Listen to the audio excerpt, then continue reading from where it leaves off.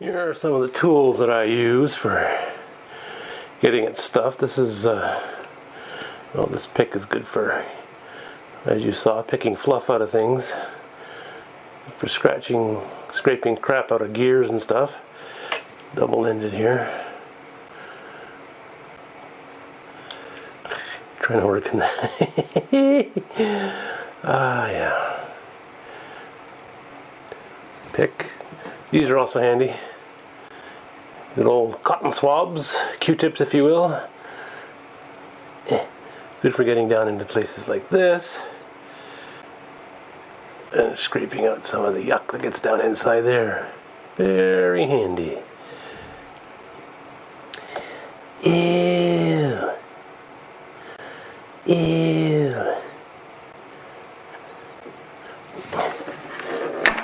I don't have enough hands. Oops. Now I'm throwing everything on the floor. So yeah, Q-tips are handy. Pick.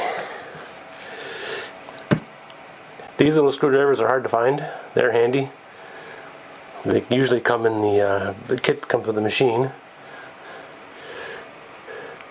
They're just the right length for taking off needle plates, which is their intention. You can't really see that. There's a screw on the needle plate here. Handy for getting at that kind of stuff. Very hard to find. Your standard stubby screwdriver is too big. So you need either one like this long, or I've got some that are, very long blades. Surprised they're not in here. I'll have to track those down. So really short or really long screwdriver to reach needle plate screws. Underneath the under the free arm here, that's the cover. That's for the feed dog up and down. Ew, more dust bunnies. Ew.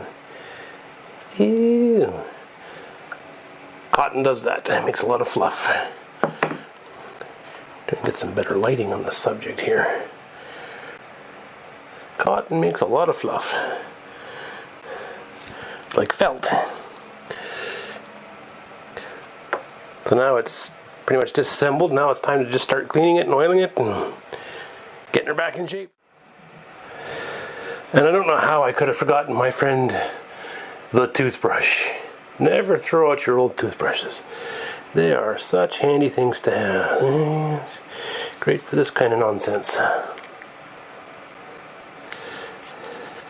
Well, I can't figure out why here with the lighting situation. Everything is well lit up and yet I can't see a thing here. Sweep it around in there. Get all the crud and schmutz out. Very handy tool.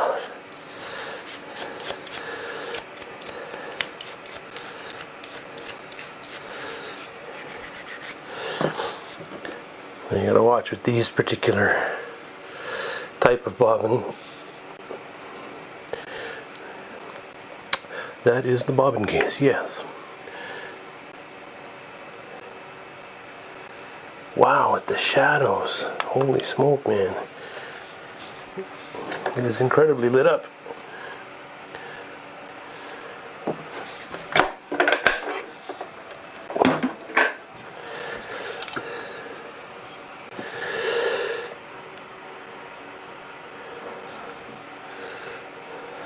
Anyways, what I'm trying to say here is with these bobbin cases, sometimes when they jump the track, you gotta watch. They get a burr inside here, which will make them. You can see that or not.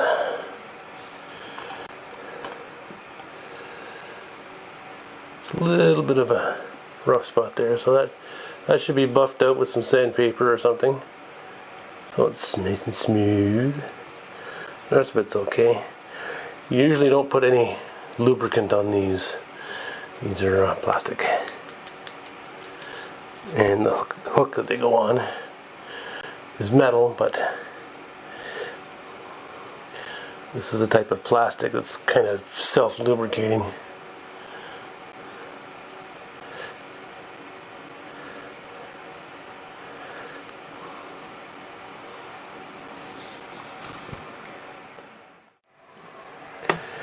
Pulled the bottom piece off of here, the bottom plate. That goes on there. Camera's too close, but pull the bottom off and you can see inside here now there's another felt right there. And all you do is just soak that with oil. That one looks pretty dry. You see, this takes the place of a lot of cams and levers, and I love these electronic machines. So you get 40 different stitches. That little stepper motor right there. And here, if you can see it, inside here again is another felt. Right there. My apologies for the horrible lighting, but I just can't seem to find a light that works right. Or a camera that cooperates well, one or the other. Anyways, there's a felt right in here. I usually get right inside here because if the rest of the machine was as fluffy as it was, then chances are inside there is the same thing.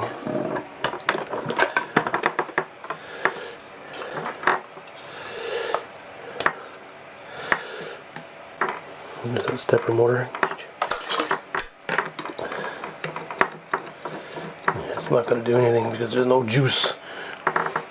Big honking transformer right there takes the place of all the cams and levers.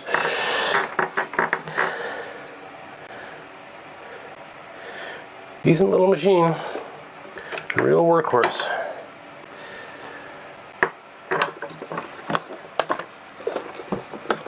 It's coming along.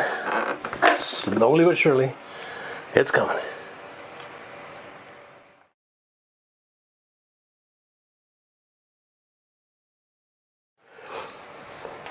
Well, in retrospect, I think I need to work on my rigging here for doing this stuff because I just can't get right at everything. The lighting is not the greatest for making videos with. Even that light doesn't work very well. So yeah, I need a more permanent place to do this stuff.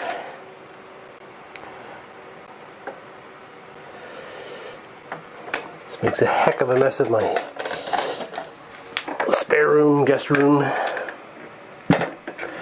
Fluff everywhere. Sitting on the floor doesn't help a lot either.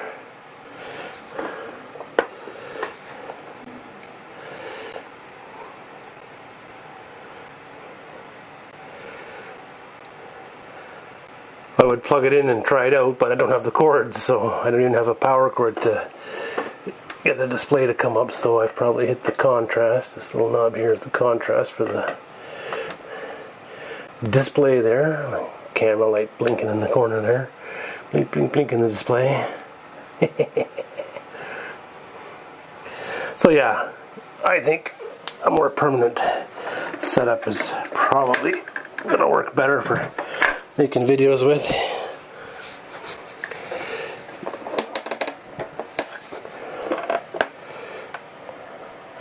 So we can try this again now, see if we can read it this time. Still can't read it because everything's so reflective.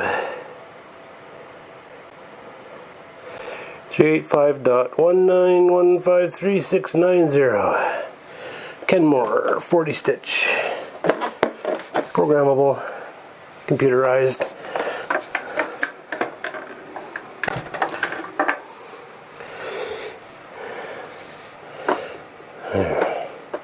Poor man's embroidery machine. There's alphabets and stuff you can do with it. And all kinds of funky stitches. Buttonholer, 3-step buttonhole, beep, beep, beep. Programmable. Your width and length adjustments here. It's all computerized.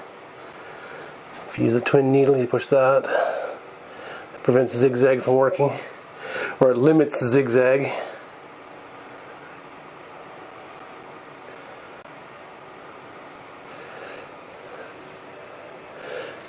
Needle threader works. Just tried it out. It's still adjusted, so.